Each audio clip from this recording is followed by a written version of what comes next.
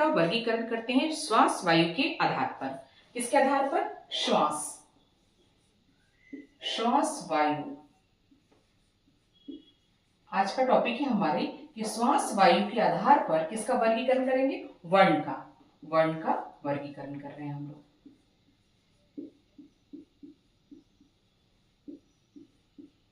श्वास वायु के आधार पर जब हम लोग वर्ण का वर्गीकरण करेंगे तो ये दो भागों में बटेंगे। पहला हुआ हमारा अल्प प्राण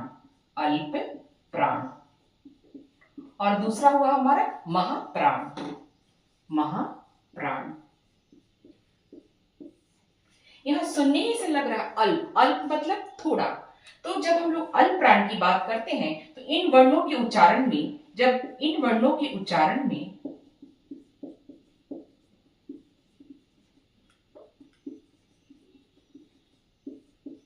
जो हमारी श्वास वायु होती है, इन वर्णों के उच्चारण में श्वास वायु थोड़ी सी उपयोग की जाती है। थोड़ी मतलब अल्प, उच्चारण में अल्प यूज की जाती है, मतलब थोड़ी सी यूज की जाती है। लेकिन जहां बात आती है महाप्राण की तो जब इनका उच्चारण करते हैं तो यहाँ श्वास वायु अधिक लगती है। यहाँ श्वास वायु अधिक लगती है और यहाँ श्वास वायु कम लगती है। अल्प प्राण के अंतर्गत हमारे स्वर, अल्प प्राण के अंतर्गत जितने भी हमारे स्वर हैं अ से लेकर ओ तक आते हैं और व्यंजन हमारे इसमें आते हैं 1, 3 और 5।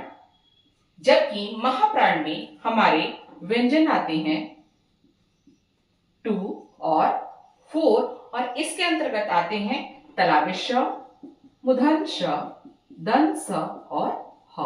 यहाँ व्यंजन कहने का मतलब है क, ख, ग, घ और अंग। इसको 1, 2, 3, 4 और 5 में बांटे तो इसका जो 1, 3 और 5 है ये हमारा क्या है? अल्प प्राण है और इसका जो 2 और 4 है ये हमारा महाप्राण है। तो श्वास वायु के आधार पर हम लोगों ने वर्ण का वर्गीकरण दो प्रकार से किया, अल्प प्राण और महाप्राण।